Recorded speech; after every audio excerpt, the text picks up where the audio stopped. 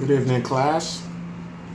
This is the week 5 of my video posting of different subject, and today we will be talking about enabling others to act, either be your counterparts or your subordinates,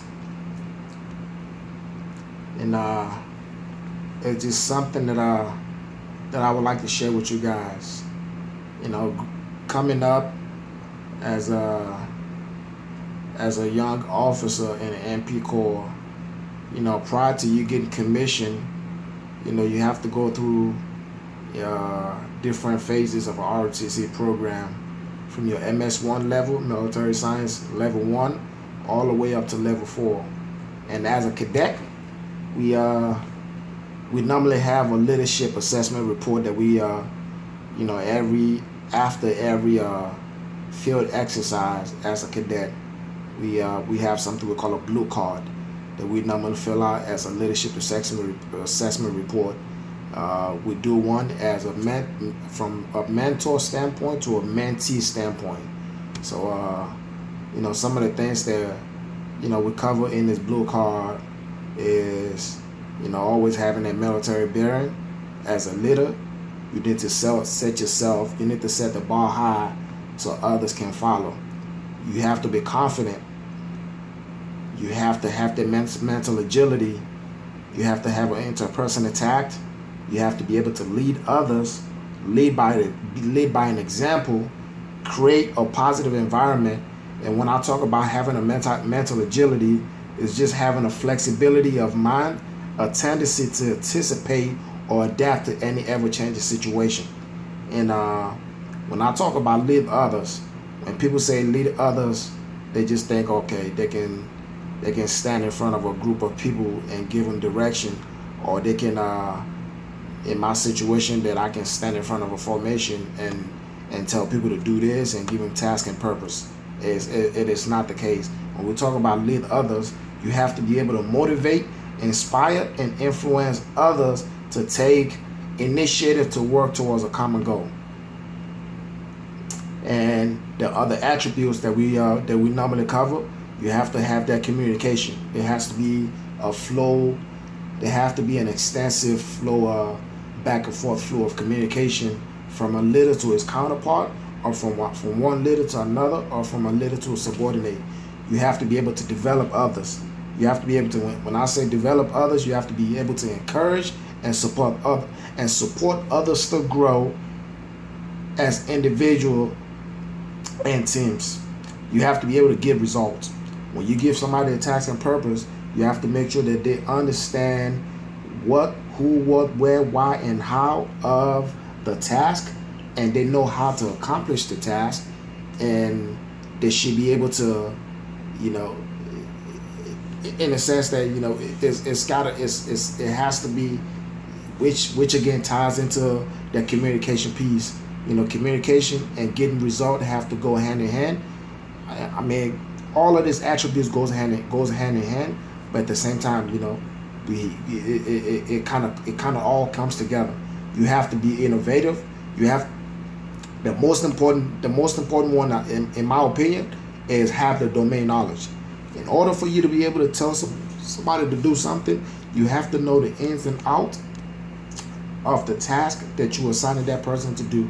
You have to understand what the end state is. You have to understand the most probable course of action and the most dangerous course of action in whatever task that you're giving that person. You have to understand pretty much everything about the task that you are giving to your subordinates or your counterparts to accomplish. So, to kind of go not ramble off too much and just get straight to the point. I just feel like that's something of importance that I think is vital to share when we're talking about leaders enabling counterparts as well as subordinates to act in different circumstances.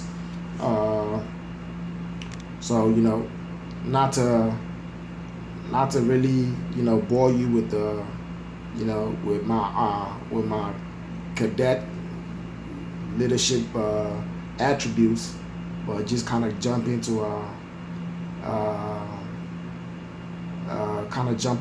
the part two of this video, which pretty much states that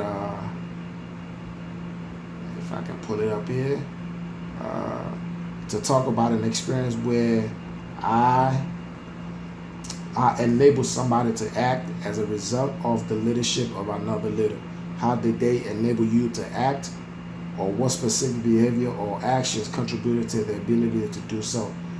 In a situation where, of course, I've had many situations where, I was enabled to act, but, I always, when I assess myself on my leadership skills and my leadership abilities, I always use myself as the guinea pig, and try to look back on how the impact that I have made on certain people or trooper in my company. And one story that kind of held dear to my heart was back in the cadet summer camp in July of 2013, I believe. You have from May of 2000, pretty much is a cadet summer camp.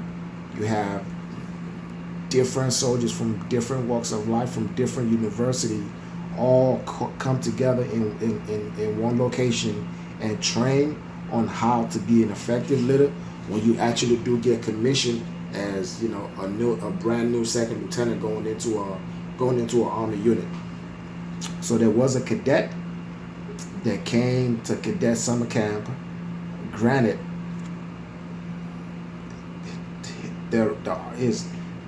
this cadet ROTC program should have never sent this cadet to leadership development assessment course, which is what we call it LDAC. He should have never have been sent to that cadet summer camp, because in order to successfully complete this 29 days training, there's different training that has to be done, and it has to be effectively accomplished. And not only effectively accomplished, you have to accomplish to the mission to the satisfaction of our cadre. We call them, to use a lame term, let's go with the instructors. But in this situation, we call them cadre, and they are pretty much the ones assessing our abilities to make swift decision in certain situation. So he came, knowing fully that he has no business being an LDAC, with the fact that he had little to no knowledge on how anything worked. Land navigation, he had no clue. How to construct an operational order, he had no clue. How to do the basic things as to researching on how to give a classroom block of instruction on a certain subject. And in this situation, I can remember he was given the responsibility to teach a class on how to effectively use Army style radio communication. And knowing fully that when he first got off the bus, I don't know what kind of attention that or what kind of signal that I gave away, or maybe he looked at me as one of the oldest guys that was at the camp at that time, because in my regiment, a regiment of about say 165 soldiers, I was damn near the second oldest. So he felt like he was putting me in an older brother figure that he can come to me and say, and be able to share anything with me without confidentially, without what we talked about, getting beyond the scope of our discussion. So he came to me and let me know, my school sent me here on the last, because prior to you getting sent to an LDAC camp, each schools in all 50 states in the country, they each get, a certain amount of slots that they have to fill those slots for soldiers to be able to attend that training at Fort Knox, Kentucky. So I'm guessing, he was just the last add-on that, the school felt like they needed to fill that slot. So he was add-on, and he came and he pretty much, let me know that he didn't know what the hell to do, how to do it. So I kind of pulled him to the side and let him know, okay, this is what you need to do. This is what you need to do. If you wanna give a classroom block of instruction, this is how you need to start. This is how you need to finish, and this is this is the kind of content that you need to put in your classroom block of instruction. When you're teaching a military classroom block of instruction, you have to put certain things in certain part of the PowerPoint that you can be able to bring it all together, so the other soldiers can understand what you're trying to get, the point you're trying to get across. So to kind of bring it home, he not only did I give him the confidence and the ability, the confidence in himself to be able to accomplish, all of the training exercise that we were being tested on. He almost cracked the top 20% commandant list.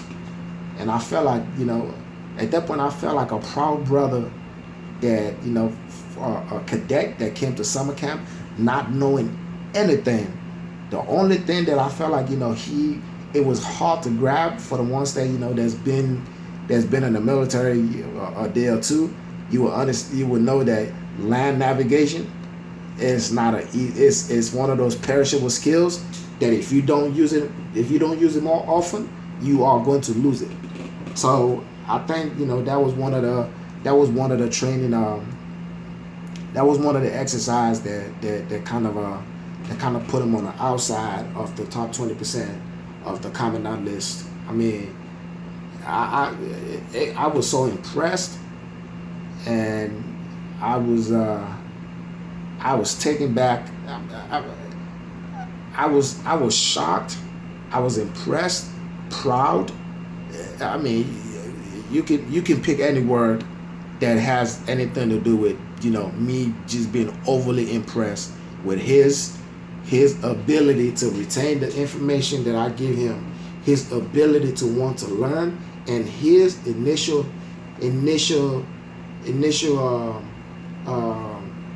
what's the word that I'm looking for? His initial ability to seek out the help, so he can be successful at leadership development assessment course. He kind of blew me away, with the fact that a cadet that came to summer training not knowing anything, and when we finished LDAC, he was his peer evaluation was one of the top ones in the regiment. He went above and beyond to challenge himself with a little bit of help from me, and kind of outshine the rest of the cadets that that were there. And I felt like that was one of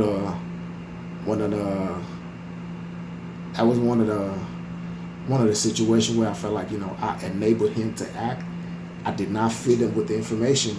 I showed him how to get the information. I showed him how to put the information together to be able to make it, to be able to make it somewhat of an information that makes sense, so he can get in front of his peers and deliver that information, and his peers can understand what his point is and what he's trying to get across and how to accomplish the mission. So, again, that's one of the situations that kind of shaped my leadership styles and how I have approached, you know, how I have approached every position that I have been put in, you know, up to you know, being a company commander. I felt like, you know, if I can give him the resources, if I can groom him to be able to be successful at LDAC, I felt like, you know, I can pretty much groom anybody, and they'll be just as successful, if not more successful than this cadet was back at a leadership development assessment course. So that's my story, and again, I'm having a boatload of fun with this video making. I'm still trying to get this video under 10 minutes, but I'm still kind of learning, and hopefully some of the jargons I can kind of take out of it and condense it to make it shorter. And I'm looking forward to your constructive criticism, to your comments, concern, and any questions you might have. Thank you, and you have a wonderful week ahead.